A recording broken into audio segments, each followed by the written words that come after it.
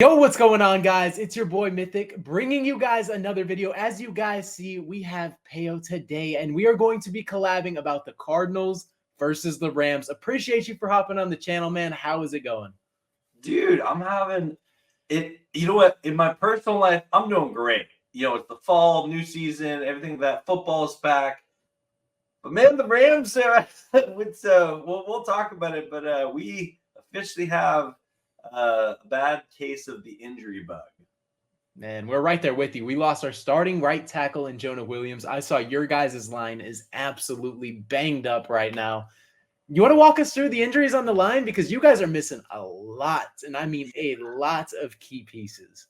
So we'll start with our starting left tackle, Alaric Jackson, is suspended for the first 2 games of the year. So Joseph Noteboom was then the starter, but he's actually like our swing tackle backup. But he got injured against the Lions. And then our starting left guard, who was supposed to be our starting center, but he had to go to guard because our center got injured in the preseason. So then we had so left guard Steve Avila, he's injured now for at least 4 weeks. Jonah Jackson, we think he was playing center, but we think we're going to move him to guard, we think. And then we'll have probably our 6th-round rookie, Limmer, at center. Kevin Dotson, our fantastic right guard, is injured. He is expected to play, but he's been limited in practice. And then Rob Havenstance, who, longtime Ram, he has missed week 1, and he's likely a game time decision for this game as well. So lots of injuries on the O-line, and then not to mention Puka Nacua is also a big one. Injured as well. So yeah, let's compare the Cardinals injuries. What do you got? Shoot, we got Kyler Murray, who popped up on the injury list with a knee injury, which is something to monitor. I don't think it's anything, but it is something to monitor when your star quarterback pops up on the injury report. Don't want to see that. And then obviously Jonah Williams is placed on IR, so we're missing our starting right tackle. Kelvin Beachum was slotted in, allowed Greg Rousseau to win AFC Defensive Player of the Week. 3 sacks. So that says enough with what the Rams got. I know the Rams don't have a fantastic defense, and I know your guys' line is banged up, but our defense is one of the worst. I say we are a bottom 25 unit as it stands with the worst pass rush. So, I mean, it's going to be a battle of just interesting things. Like, I don't know how this is going to shape out. The Cardinals are the favorite, but I don't know if that's how it's going to play out. Because Marvin Harrison, this is a trending topic. This is something that is surfacing around like crazy. He finished with 1 catch for 4 yards and 3 total targets. I've given my opinion. How do you feel about his debut performance and what you saw? Like, what is the overall, what's the feelings going into week 2? My 2 biggest criticisms of the Arizona Cardinals is, number 1, your social media team loves to make the Kyler Murray look bad, like your star quarterback, just for whatever reason. But then also, the Arizona Cardinals have struggled for many years to develop wide receiver talent. And I felt like with Marvin Harrison Jr., it was like, this is a generational talented receiver. There's no way the Cardinals can mess this up. After 1 game, there's legitimate criticism there. I don't want to overreact because I still think he's a fantastic wide receiver. He had an amazing college career. Obviously, his legacy of his dad. He has all the physical attributes to be one of the best wide receivers in football. But you got to throw him the ball, right? It's really hard to be a good receiver if you don't get the ball thrown your way. And part of that would probably be on your offensive coordinator. Part of that would be on Kyler Murray. And you know what? I don't think, I want to overreact, but as a Rams fan that likes to poke fun at the Cardinals, it was kind of comical, It's definitely interesting because, you would think, at least he would be schemed in week 1 with at least, 5 targets. It was 3, and he did have a bad drop where it was, a 25-yard where he sat down on, a curl in a zone. He perfectly ran route, perfectly thrown ball, and he just dropped it. How many of those are we going to see from Marvin Harrison Jr.? I'm assuming not a ton. I think there's some jitters mixed with the wind playing a factor. A lot of the things were just throwing it off. And that's a routine ball. That is a routine play. Route ran perfectly. He sat in the middle of his zone, dropped it. And I know he's probably kicking himself for doing that because like that's not something that typically happens for Marvin. If you watched him at Ohio State, I mean, how many drop balls does he have? Like probably not many. Yeah. So that like I'm not concerned about that, but like I've seen people talk about his game speed, and I'm not worried about that either. Because obviously, as a rookie, you have the mental battle too. You're like, okay, am I doing the right thing? Am I in the right spot? You're just trying to perfect everything, and you're also trying to learn on the fly as well. Because this is his first like actual game in live reps. Didn't play the preseason. He played 4 snaps, and then you add that with the jitters and the fact that he is a human being. You're probably like a little shaken, and obviously Marvin Harrison likes to be composed. Like he likes to play it off. Like he's just like Mr. Composed. And I genuinely think he'll be fine, but he had to shake that off. And it was a rocky performance. I can't lie. And sometimes the ball is not going to get thrown your way. Like we know that. But like when the ball does get thrown your way, you have to make those plays. Like if he gets that catch for 25 yards and sits down, 2 catches, 29 yards, it's a lot better than 1 catch for 4. Yeah. You're probably not getting the same flack that you are right now. But I mean, it's still a crazy debut. I mean, this is a guy that I deem generational as well. So I'm hoping he bounces back because I don't think the Rams have a fantastic defense. And I want you to touch on this as well. I have you guys as a bottom 20 and us as like a bottom 26. Is that like an accurate depiction of what you think? I'm not ready to be there because this Rams defense is so unknown. Jared Verse had a fantastic debut. I saw him making plays all over the field against the Lions. He got a sack in his first game. Like without going into too much, banter about it, the Rams not having a first-round pick for all these years has limited their ability to get one of these young top pass rushers coming out of college for many years. And I love that Verse fell to them, in the draft. And I am a big fan of Jared Verse, even after one game. Like I liked what I saw at training camp, but one game he proves like, yeah, he belongs in the NFL. He's going to be a great player for years to come. The defense, we've had some injuries on the secondary level. I also know that with Aaron Donald retiring last year, I've heard so many people, including yourself and Mike and many other people, say, oh, like you can't replace Aaron Donald. And like I almost want to do like a compilation video of just people being like, you can't replace Aaron Donald. You're never going to replace Aaron Donald. Aaron Donald is irreplaceable. And like I get it. And it's true. Absolutely. But you don't just like stop trying to be a good defense because your best player, right? And I like what the Rams have done. They're a young defensive front, especially. And I think this defense has the potential to be a top 15, maybe top 10 unit if they're able to do some things. I think this defense is going to get better as the season goes on, but right now I'm not ready to say they're like a in kind of that bottom half of the league defense. There's just so much unproven talent there. And so we'll see. I'd like to see this defense generate some more turnovers, and they were able to pick off Jared Goff last week, which I always like that. And so I'm hoping Kyler Murray, might toss the rock their way a couple times. Shoot, I'm hoping he does not. He has not thrown a pick this season. He did fumble, but I mean, Kelvin Beachum is the reason that happened. He got absolutely rocked by Greg Rousseau. Yeah. So, I mean, I'm praying Kelvin Beachum steps up because if where's Jared Verse lining up this year? The left or the right side? They moved him around a bit, but he's more on the left side, and then Byron Young is on the right side. Oh boy, we might be in for a long day. I mean, I think the Cardinals line was solid. Like outside of right tackle, when Jonah Williams was in, I think we were operating at a very high level. Like Paris Johnson Jr. looked good. Will Hernandez looked fantastic. I was told that he was going to be such a bad pickup coming from New York, and justifiably so, because anyone who was in New York during that time period looked absolutely terrible. So it's like any player that got picked up, it's like this guy is absolutely trash. There's no potential. And I mean, no matter where Daniel Jones goes, I mean, I'll have that stance forever. But Will Hernandez, like any of those plug and play guys, there was always potential. Like you can always coach them into being a better player. And there's always that untapped potential that you can get them to. And Will Hernandez has exceeded that. I hope we get an extension done like ASAP. But Jared Verse, oh my goodness. When I saw him and then Byron Murphy land in Seattle and LA, I couldn't have been more upset. Like, I could not have been more upset because those are two of the guys that I really loved coming into this draft. And of course, where do they land? The NFC West. So it's I have a question. One of my favorite players on the Rams is Kyren Williams.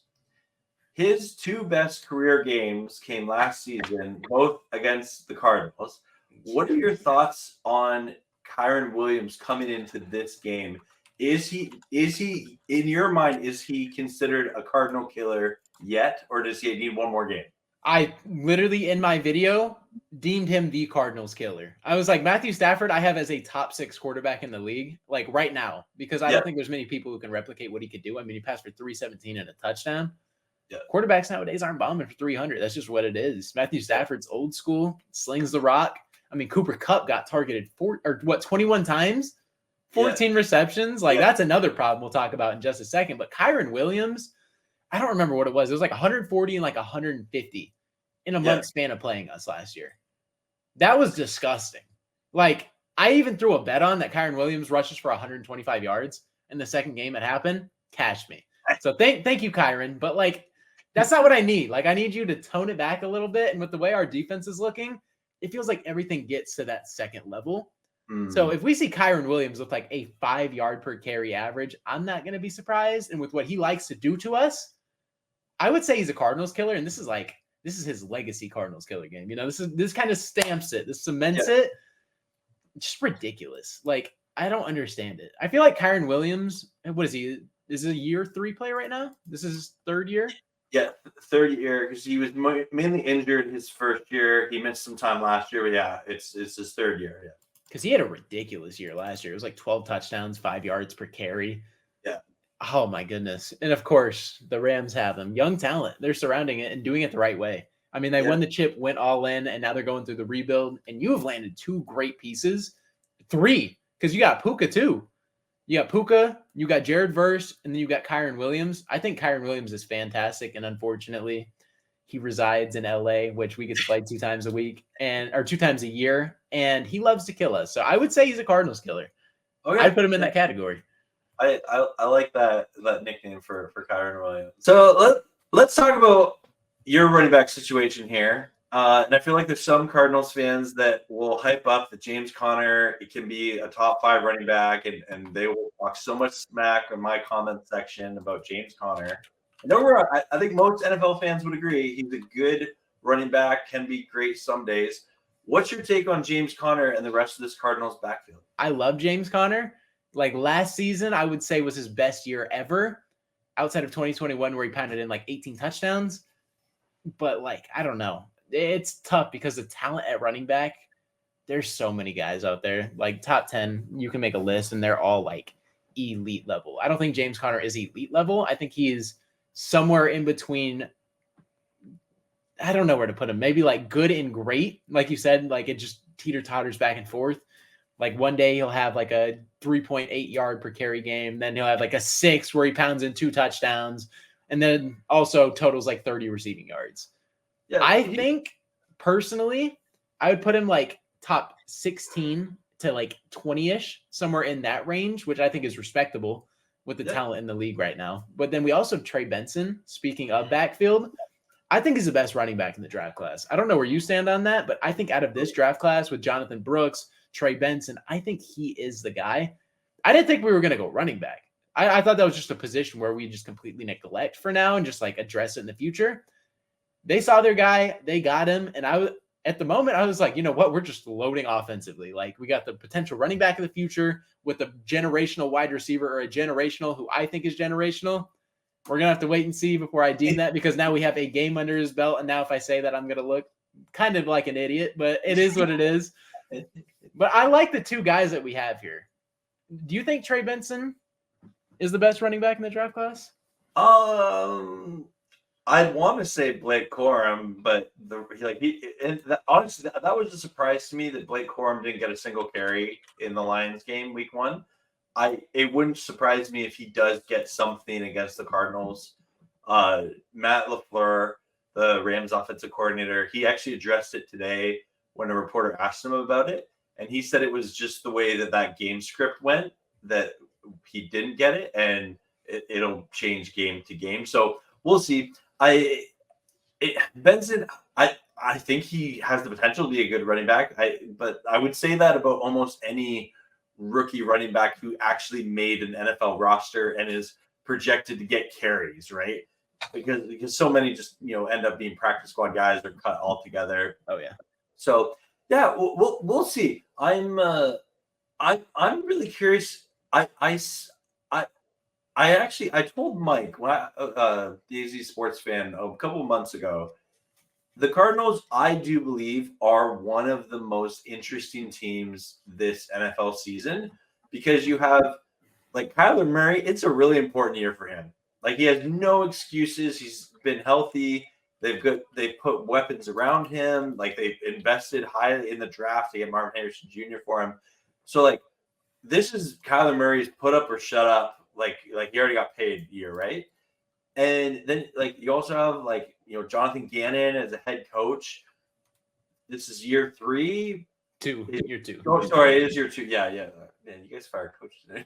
I know. We fluctuated. We had Wilkes, Cliff, and now we're on to the next. But like, so say the Cardinals miss the playoffs this year, and then next year he's on the hot seat again. Right. And are you going to have another coach firing in season again? Right. So I always enjoy like narratives and storylines like that. And it's going to be interesting to see. I think this Cardinals team has a lot of talent that needs to prove itself. And I felt like a lot of analysts and people were saying like, this Cardinals team is going to make the playoffs this year. I'm not there yet on this Cardinals team being a playoff team. I think they're going to be a much improved team last year, which I think as long as you see improvement, like I think that definitely keeps, Gannon's seat cool, but we'll see. We will definitely see.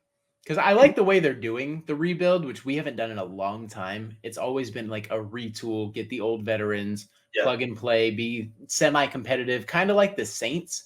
We just teeter-totter from like 6 to 9 wins, and it's like you don't really want that. You're stuck in purgatory of just average. Yeah. You never want to be there. You either want to be rebuilding in my eyes or on the right path or you're contending. Yeah. I don't think you want to be in the average category. That is probably the worst place to be. And New Orleans has been there forever. Yeah. I don't want to be there. So I like the way we're retooling. We're going young. It seems like we have our franchise quarterback. Defense, I mean, we might be without Budda Baker and James Conner next year. Those are 2 contracts that are expiring and have not been extended. So I don't know. Those are 2 very interesting, like, key pieces. But speaking of Kyler Murray, like you said, I think he gets the most flack of any quarterback in the league. Him and Aaron Rodgers are very close. I mean, there's also like Brock Purdy, who you have, who no matter how good of a performance he has, will never get the respect. Lamar Jackson does his critiques here and there. Yeah.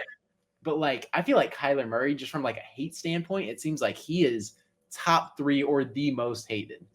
What are your thoughts on Kyler, and how do you feel about like the hate as well? So part of it is definitely the Arizona Cardinals marketing their social media team don't help him. I will continue to stand by that take.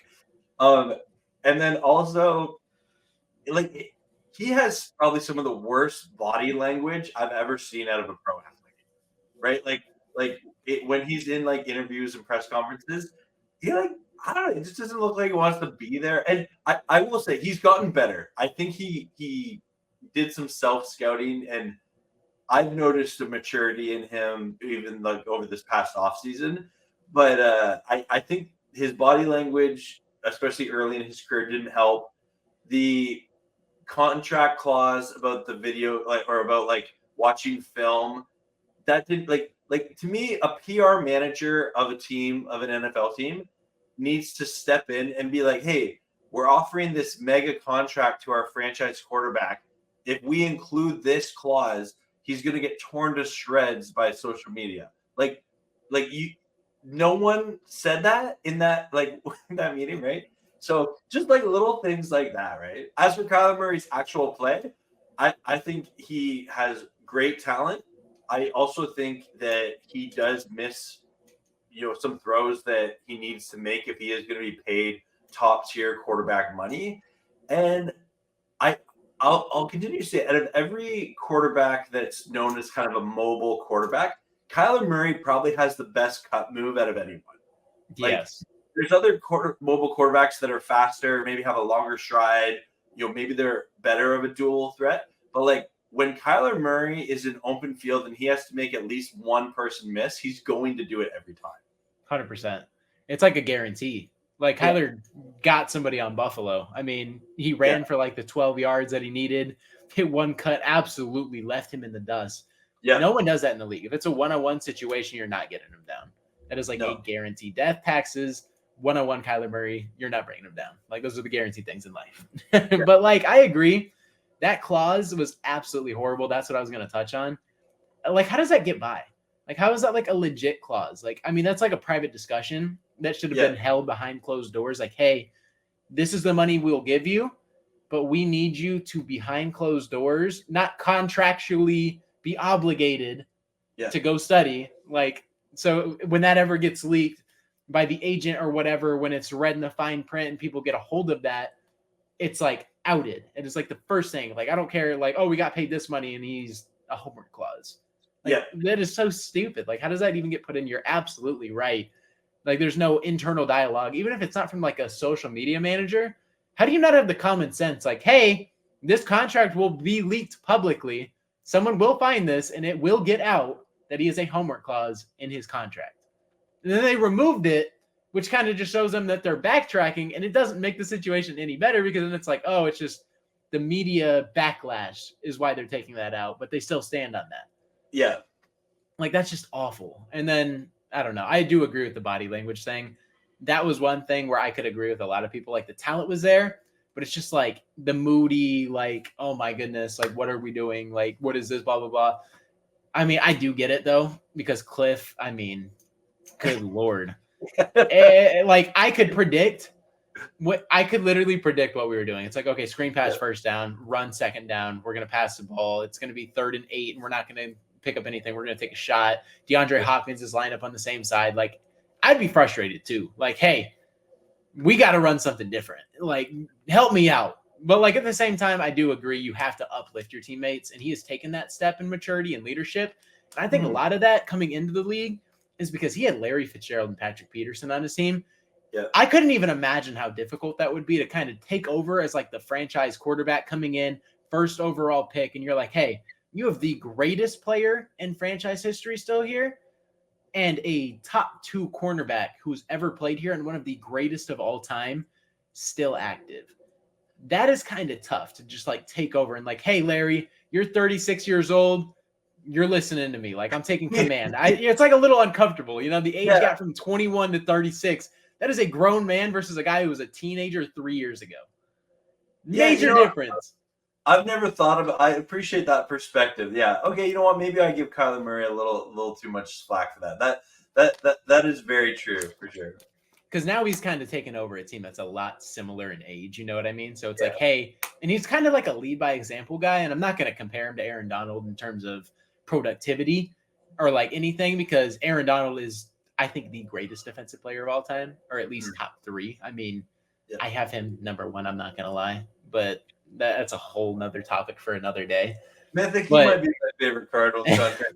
No offense to the Cardinal Rule or AZ Sports fan. I think he's the greatest. Like, I really do. Like, just the way he wrecked the game. But like, it's just kind of like the lead by example. You know, like, I'm gonna do what I got to do. Just follow suit. Like, Aaron Donald would just kind of just like silent kill. Like, you know what I mean? It's kind of like, I'll show emotion after the play, but he's not like leading everybody like a Luke Kuechly. Like, Luke Kuechly would tell people where to go. Like, dude was just 3 steps ahead. Like, slide over, blah, blah, blah. They're running this. It's going to be a wheel route coming out of the backfield, slant left side. Like, you're not getting that from Aaron Donald. Aaron Donald's like, hey, you're going to double team me. I'm still going to get through, and I'm going to sack your quarterback, and there's nothing you can do about it. I'm disrupting this play. Stop me. That's just 2 different kinds of things. I think it is very similar in terms of leadership. I feel like when Jalen Ramsey was there, he was kind of like a vocal leader for you, or at least more of a vocal leader on that defense than Aaron Donald was. I don't know who that was, but I think it is Kyler Murray now. I think James Conner also helps in terms of morale. But it's like, it's kind of nice because this is the time where Kyler has the most criticism in my eyes, but the team is young around him. Yeah. So it's like he legitimately can lead. And now he's going to events with people, training in the off season. the things you see all the elite quarterbacks do. He's finally taken that initiative, and I think this is a year where I think we need him to kind of step up because this is kind of a prove-it year, like you said. But I think he is our franchise quarterback regardless because I think he will put up good stats. And in week 1, he impressed me personally through the wind. I think he played fantastic. A lot of people will give him flack because Marvin Harrison didn't get the targets. I mean, the second half, we kind of got shut down, but the Bills looked unstoppable. Time of possession completely flipped on us. They caught up. I believe at the end of the first quarter, we were up 12 minutes and 30 seconds to 2 minutes.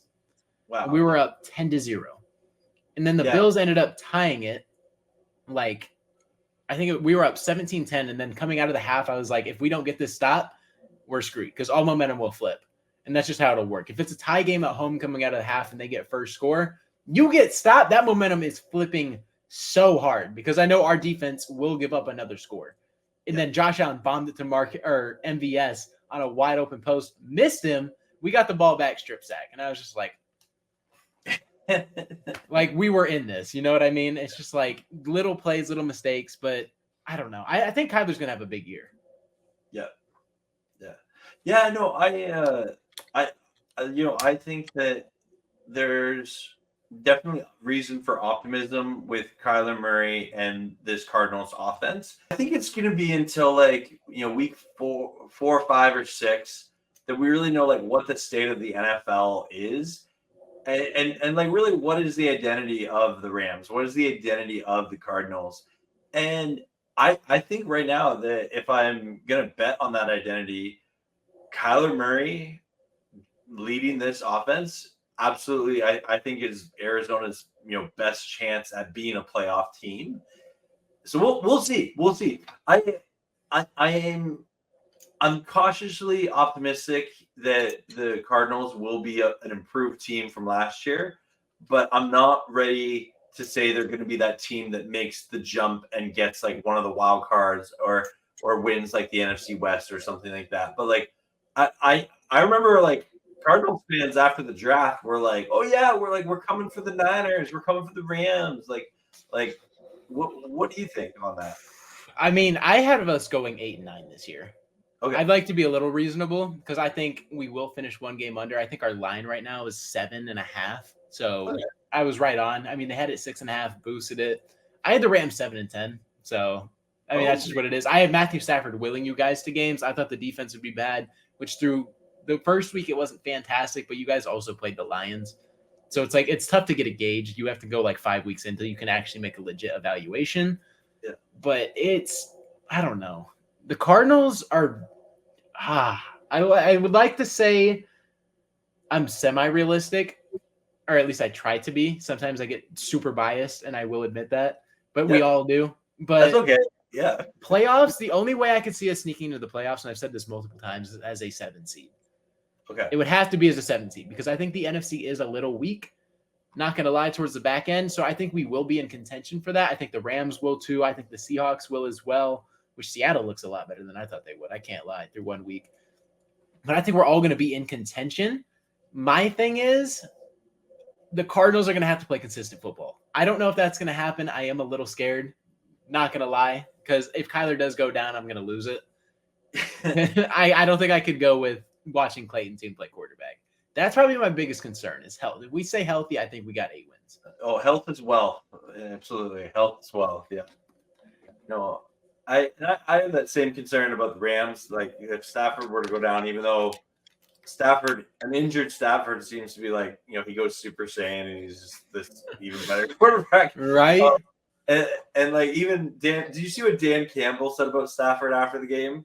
No, what did he say? He's like, Stafford's tough because the more you hit him, the better he plays. I promise you that is the most real thing. It's the adrenaline spikes through his body and he's just hey, it's time to mother F these guys. And it's over. It's just the adrenaline gets pumping and you're not stopping him. He's just dialed in from that point. He takes a hit. Or he dislocated his shoulder in Detroit, leads a game-winning drive. It's you're just a crackhead, Matt. I don't know what else to tell you. You got it. You got the killer instinct in you. That's why I have him top 6. Because I've never seen a quarterback wheel and deal like that. I think him and Aaron Rodgers are the only 2 guys who legitimately elevate talent around them. Like they can make anybody around them look decent. Well, and like I'm totally gonna be a biased Rams fan here, but I think if Stafford calls tails and they win the coin toss in overtime, I firmly believe Stafford and Cooper Kupp were gonna go and win that game. Like I truly believe that in overtime they were gonna march down that field and get a touchdown, but it is what it is. But I'm hoping that this game against the Cardinals is a good game for the Rams. I'm nervous, obviously, with all the injuries at the O-line. But it sounds like the Cardinals are pretty banged up too. So, maybe we got a game with a lot of sacks on both teams, and we'll see. I mean, we're not like super banged up, but like our right tackle, I mean, like I said, AFC Defensive Player of the Week. Okay. That's how bad he played. Like, that's not even an overstatement. I wish I was joking. Like, he allowed at least 2 sacks on him by Greg Rousseau. And Greg Rousseau's great. Don't get me wrong. But Kelvin Beachum is washed. And I don't know if Kelvin Beachum is a long-term answer. I don't know where to go from that. But I am hoping for a good game. What is your prediction? Because Puka's out, the starting offensive line. You have a ton of banged-up injuries. I want to know your score prediction. I want to know how you think this game is going to wire down to. What do you think the main factors are? And how big of a loss is Puka going to be for you guys in week 2? Puka's a loss. Puka is a big loss, and like there's so much they do on offense when Puka is there that they don't do the same without him. Kupp is fantastic. Marcus Robinson absolutely is serviceable. Tyler Johnson serviceable. I still have confidence in this Rams passing game because of the depth they have at the wide receiver position. I think if this O-line can get a push on the Cardinals and Kyren Williams can be the Cardinal killer that we all know and love, I think the Rams can win this game. I really do. I'm curious because this will be Kyler Murray's first game without Aaron Donald breathing down his neck. And, Kyler Murray himself was one of the first people that tweeted out when he retired. And he was like, good, stay retired. And I'm still hoping Aaron Donald comes back this season. But it's specifically against the Cardinals. Oh, my goodness. I'm so glad he's out of here. Yeah. You're right, the Cardinals meet the Rams in the playoffs and Aaron Donald comes back for that game. Dude, shoot. Hopefully J.J. Watt comes back for us then. Let's have a retirement fest. But no, I have a hard time predicting what this game is going to be just because we really don't know what these two teams are yet fully, especially on the defensive side of the ball. I'm going to be a biased, optimistic Ram fan here. I think the Rams are going to win.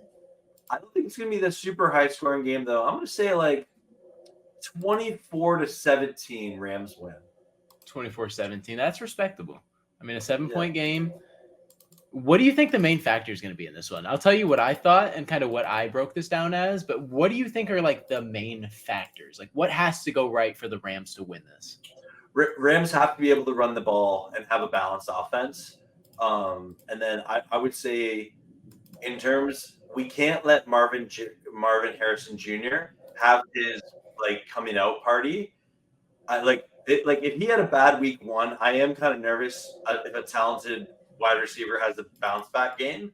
I don't want the story to be Marvin Harrison Jr. arrives flying high with the Cardinals offense or something some sort of weird headline like that. I am nervous about our secondary just because it is banged up, and we've had to bring in some guys. But so I would say the Rams rushing offense with Kyren Williams, and then also limiting Kyler Murray and the aerial attack of the Cardinals.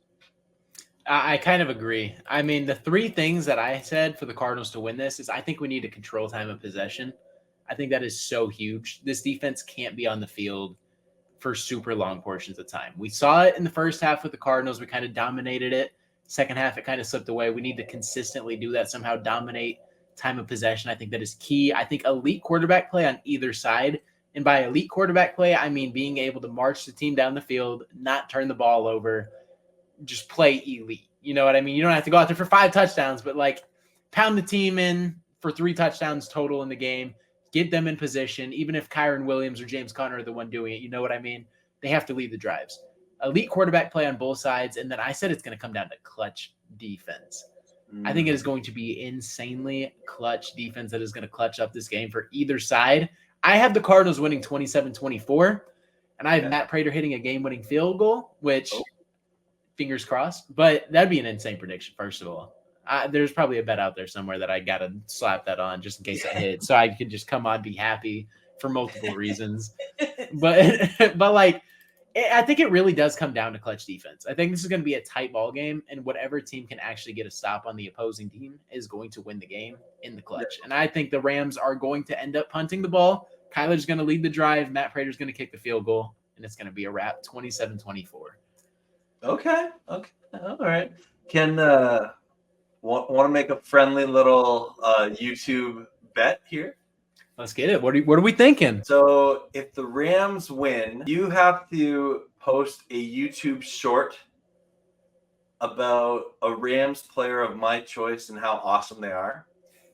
And I'll do the same if the Cardinals win, Cardinals player of your choice, and post it to your channel. I'm down. Let's get it going. Okay. Yeah. I like that. Yeah. Perfect. No, and you're allowed to, like, you can put in some funny music or something like that, but and say, like, I lost a bet, now I have to post this video. Here are 5 things I love about this player or something like that. I love it. Let's get it.